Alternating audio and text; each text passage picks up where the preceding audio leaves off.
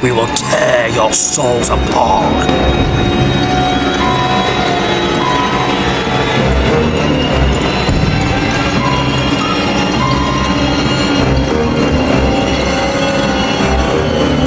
Hello everyone, in today's video we'll be talking about Alien 3. After the success of the first two Alien movies, what could they possibly do to top Aliens? Well, sadly, that's not the case right here with this movie. This movie came out 6 years later after Aliens. Despite Alien 3 as a hit or miss movie, I don't think it's not the worst, but yes, I will admit it has its flaws. This movie does not come even close to topping the first two Alien movies.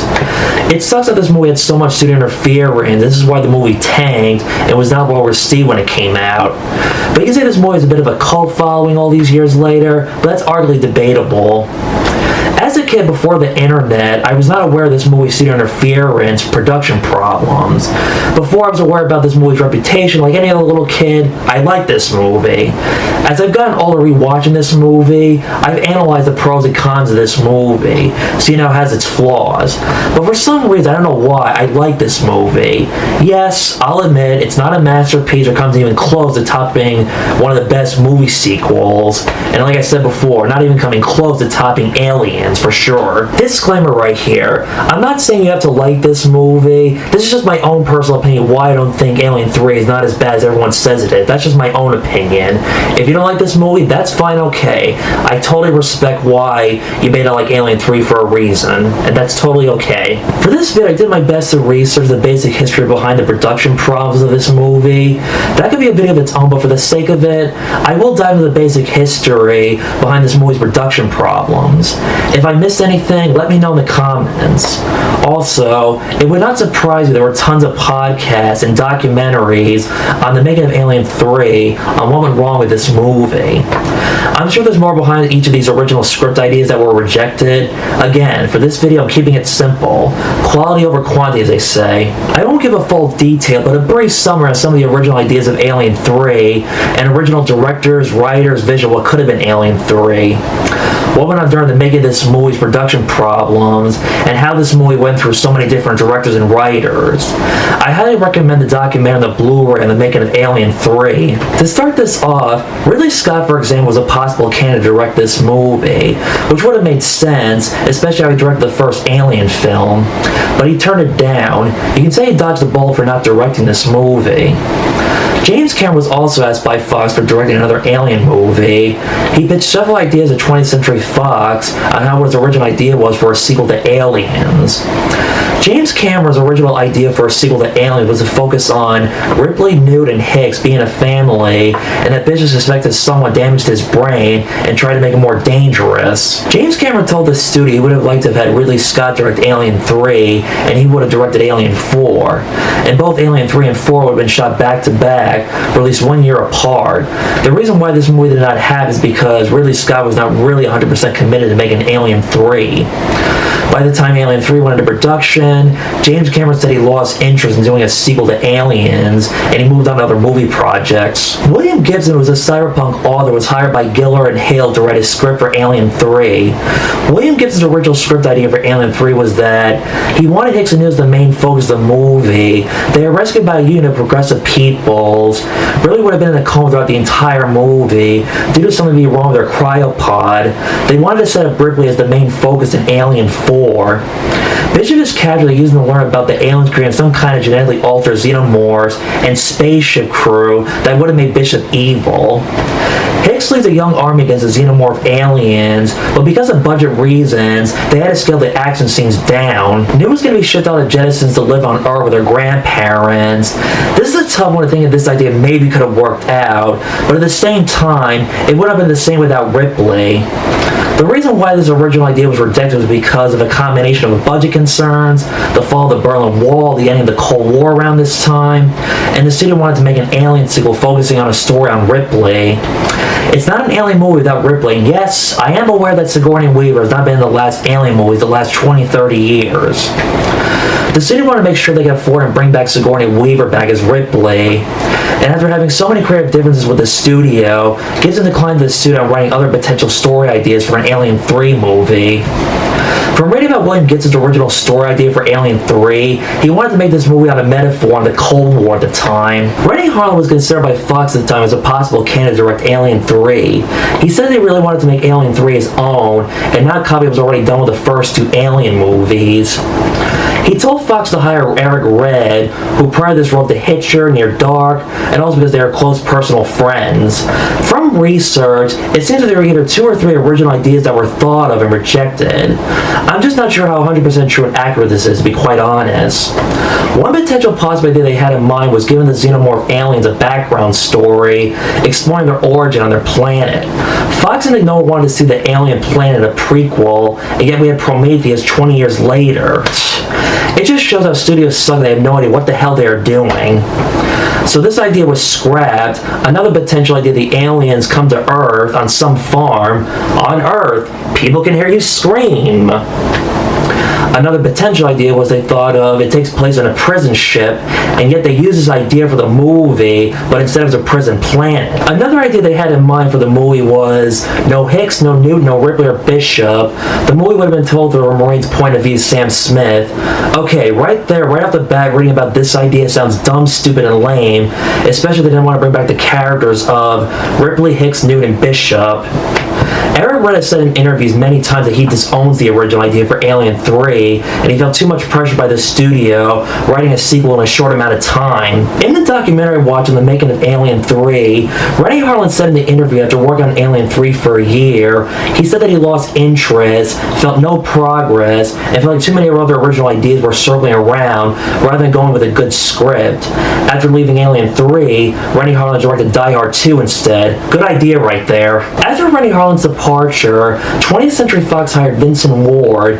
His original script idea was to have Alien 3 take place on a wooden monastery satellite called the Arceon. I'm not sure if I'm saying that right.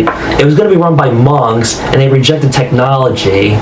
Also in his original script, Vincent Ward's movie was going to focus on Ripley's grief of losing both Hicks and Newt. Ripley finds out she has an alien inside of her. The monks saw the alien inside of Ripley as a threat. The monks thought the xenomorph alien was the devil. Again, this original script idea of this movie sounds almost identical to what we got in the final product of this movie. The only difference is, instead of monks on a ship, it was prisoners on a planet with rapists and murderers. The reason why this idea was rejected because Vincent Ward had a lot of creative differences with the studio. The studio wanted to make a sequel like Aliens. It was more action-packed oriented, just like Aliens. The weird part is, despite not using Vincent Ward's original script idea, they still gave him some credit for writing this movie. But I'm not sure if he gets residuals from this movie to this day, to be quite honest. David Tote later going to direct Pitch Black and the Chronicles of Riddick. His original idea was to have it take place on a prison planet called Moloch Island, where illegal experiments were being done on the xenomorph aliens, being conducted for biological warfare. Instead of Ripley, Newt, Hicks, and Bishop being in this movie, he wanted to focus on a new set of characters. For example, the new characters would have been convicts who come across a facehugger and are trapped on the planet of rocks. Despite this script was not used, and yet again, they used the prison planet idea for Alien 3. The reason why this original script was rejected, they wanted to make an alien movie focusing on Ripley, and the studio did not like this concept. Now on to Walter Hill and David Giler's original script idea for Alien 3. They wanted to make a two-part story of Alien 3 and 4. Alien 3 would have been about focusing on Corporal Hicks being the main protagonist. Ripley only would have had a cameo. They wanted to explore the Weyland-Yutani Corporation, how they would have manipulated and tend to use the xenomorphs as biological weapons with an aggressive military, a socialist culture separated from Earth society. This idea was rejected for multiple reasons. One, Ripley having just a small cameo. The studio wanted Ripley for a larger role in Alien 3. Two, with Gibson's script idea being action-packed, they would need a large cast of actors playing Marines and the aliens. This was considered too expensive by the studio for the movie. 3. The producers felt Gibson's screenplay was perfectly executed, but they felt it didn't have much new direction or value in the Alien mythology series, thinking that it was too similar to the first Alien movie. After the fall of the Berlin Wall, the Cold War analogy of the script became less relevant. And 5. Michael Biehn, who played Hicks in Alien 3, was unavailable at the time when Alien 3 finally went into production. In case you're wondering, what do I think of these original script ideas? Well, it's hard to say. These script ideas were never used, so we'll never know which original better idea could have worked out better for this movie than what we got. It's another one of those what could have, should have movies. People make YouTube videos on how to fix Halloween 6. It would not surprise you there are tons of YouTube videos on how to fix Alien 3. Maybe that could be a future video idea for my channel, but that will be for another time. Hope you like my little small history on the making of Alien 3. I did my best, and I will admit, it was not easy when I read so many different original script ideas of this movie that sound almost identical or similar to what we got with this movie. Sorry if I repeated myself. Right off the bat, it's sad that Hicks and Newt were killed off early in this movie. Originally, they were going to have bigger roles in this movie, but again, blame the studio interference for that. It's very sad and depressed that Hicks and Newt died, especially if these were characters that we loved so much in the last movie. Newt was another chance for Ripley to be a mother again. Hicks spent most of the majority of the movie protecting Ripley and Newt with his life. Originally, Hicks was going to die in this movie where he dies of an alien chest burst, and which script was that from the studio interference? I don't know. At this point, I've lost track at that point about which script that was. If Newt was in this movie, I can see Newt being grown up and at least Ripley has someone to connect with and not feel alone on the planet. It sucks that with no Newt and Hicks in this movie, with the original script ideas I mentioned before, the studio interference of this movie history. They originally wanted to have Ripley, Newt, and Hicks as a family dynamic bond, and that could have been worked out very well. Especially after the last movie in Aliens, that looked like a build-up. Despite this movie's flaws, it does have some interesting ideas. Ripley on a planet with no weapons and all men were rapists and killers doing their time in prison with no weapons on the planet. It makes it harder and tougher to challenge Ripley to kill the alien with no weapons on the planet. Because these prisoners have not seen a woman for a long time, there is tension. The prisoners want to have sex with Ripley. Also, the technology is old. It doesn't work as well. It makes it harder for Ripley to contact a rescue team to come and save her. But like in the last two movies, the company just wants the alien alive to study it.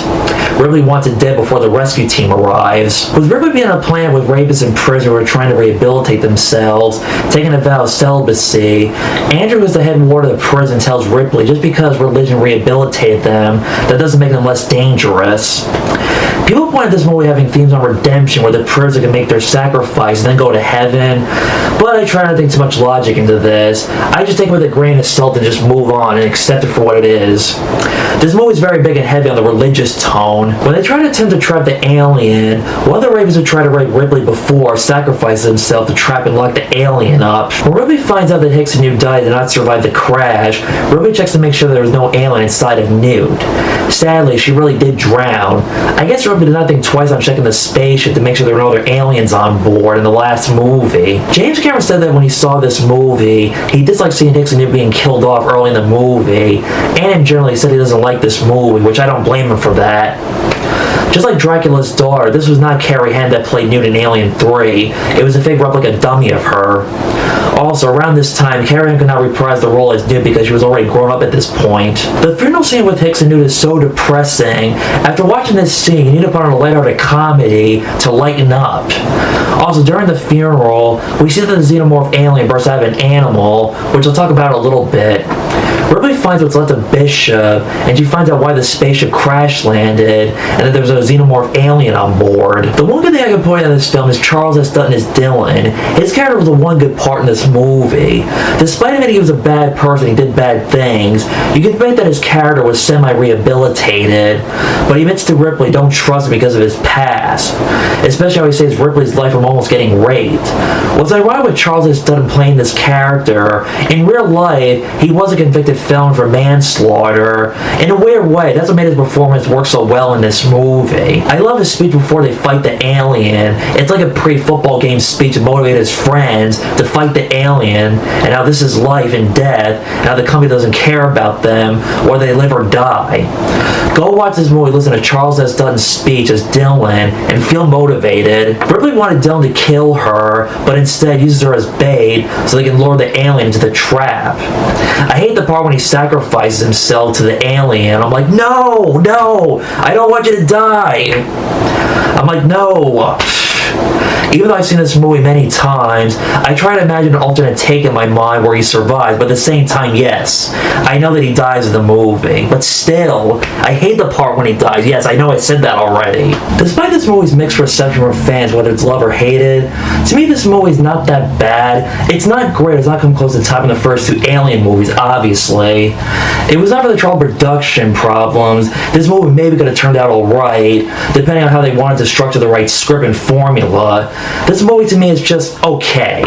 There's a comic of this movie that I consider the real definitive version of Alien 3 and a book novelization. I'm just not sure these are in print or not, to be honest. There's also two cuts of this movie, just like Halloween 6, hit or miss with either cut, or as they say, pick your poison.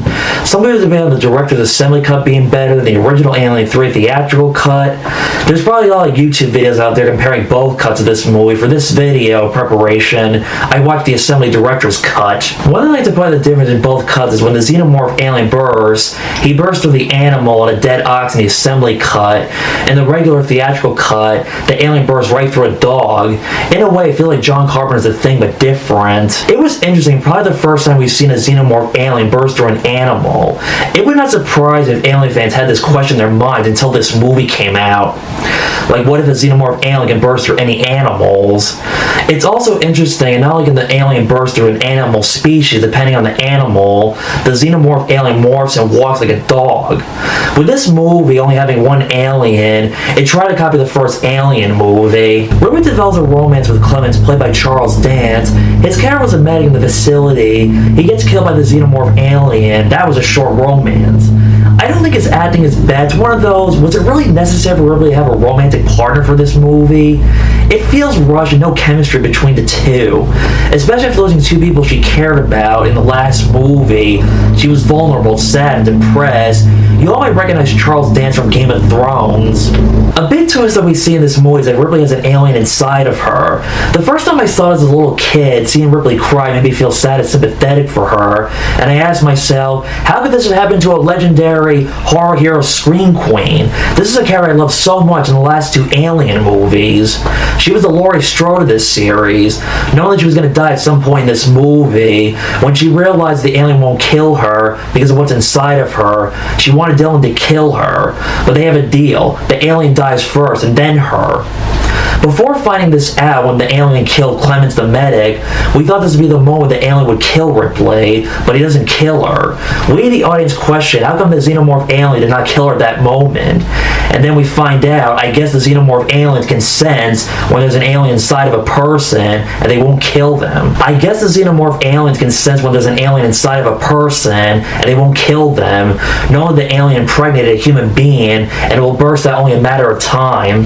Frances Aaron, played by Aaron Brown as a prison guard, has a low IQ and is made fun of. This easily offends and makes him upset easily when the prisoners call him 85. Francis thinks that the company will save them, but not really. All they care about is the alien, not the people. He mentions that he has a wife and child. When he says, I ask myself, how the hell did he end up on this planet? Just when I thought that he was going to be one of the survivors, he dies getting shot helping Ripley and Morse. Gollick was one of the prisoners who was a mass murderer, is not too bright, and he smelled bad.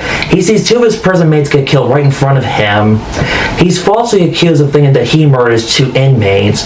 Gollick looks at the alien as a dragon, thinking the alien is his friend. This character had some potential, but he's not written as well as he could have been. Morse is the only survivor of this movie. He was annoying and an asshole, especially when he writes to Ripley what the planet does not have. He was stupid and dumb to let Gollick go, not knowing he's going to knock him out and release the alien. It makes Francis have a higher IQ than Morse, but he does help Ripley kill the alien. Morse gets shot in the leg when Ripley sacrifices herself. Every time they had a plan to trap and capture the alien when something went wrong due to the alien interfering with their plan, it felt like something out of a Looney Tune cartoon, like Wile E. Coyote failed attempt to capture the Roadrunner, or a failed cat trap mouse, like Tom and Jerry. The other prisoner characters aren't as interesting as a few others. It felt like they were just written or just there, that's it. It's like any other typical horror movie. We just know they're there to die for a high body count. One of the prison inmates was played by the late great Pete Possible, I'm not sure I'm saying his name right, who was a good character actor, who was unfortunately no longer with us. Even though he was a good actor, but he does not save the movie. This was David Fincher's first movie he ever directed. He rarely talks about this movie, but there was one interview where he's admitted, despite this is his first movie he directed, he has admitted this was not my movie. He also admitted making this movie was a nightmare and had little to no creative control over this movie. When you think of David Fincher, you think of movies like Seven, Fight Club, The Game, Benjamin Button, Zodiac, and Gone Girl. Those movies are examples of defining his style of filmmaking, where he had full creative control of his vision as a film director. Before he was a famous director, he was known for directing music videos. He made music videos with Madonna and Michael Jackson. This was his starting point, boosting his career, a breakout for directing movies. He's lucky this movie did not negatively impact or ruin his career. Since then, he's had a successful career as a film director. The last two Alien movies had amazing special and visual effects that still hold up to this day. But the special effects and visuals in Alien 3 aren't the best, and I'm sad to say this, they don't hold up today very well. The only one exception that holds up okay is the close-up shot of the alien getting closer to Ripley. This movie is a combination of practical effects and CGI. This was the early years of CGI when it was first starting out. This movie came out 1 year after Terminator 2 Judgment Day. Despite this being a big Hollywood budget, the movie has moments of cheap POV shots that felt like they were shot over a budget of $1,000. After defeating the alien, Ripley meets the real bitch who designed the android. He says they can have the alien surgically removed and destroy it, but she did not fall for it. Ripley was no fool. Ripley knows what the Weyland Company only wants the alien to study the alien and make more of them. Ripley falls in the furnace while the alien bursts through her stomach. She grabs it and dies. Seeing Ripley fall in the furnace feels like the ending of Terminator 2 Judgment Day. For a troubled production studio interference, they took a risk killing off an iconic scream queen, declaring this is going to be the final Alien movie ever in the franchise. But little did we know at the time what was to come 5 years later, but that is for the next video. As I said in my past videos, we don't fall for when they say this is the last sequel in the franchise. As I said earlier, Alien 3 does not come close to topping the first two movies, but there are some okay moments. It's a guilty pleasure of mine I've enjoyed rewatching over and over again. While I admit it's not perfect, I don't think this movie does not deserve a bad reputation, at least in my own opinion. It's not as suspenseful as the first two. The acting not great, it's solid and decent, but the movie does lack in a good story. The new characters, hit or miss. I will admit, this movie can be depressing to watch, especially if they killed off two great characters that we love so much in Aliens. Higgs and New deserve a better Justice movie. Will everyone like this movie? Probably not. I can respect that. Do I recommend it? Well, if you're a huge diehard Alien fan, then maybe.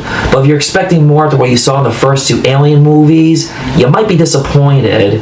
It's not as epic as the first two Alien movies. It's a sad movie how this movie did not turn out as it could have been.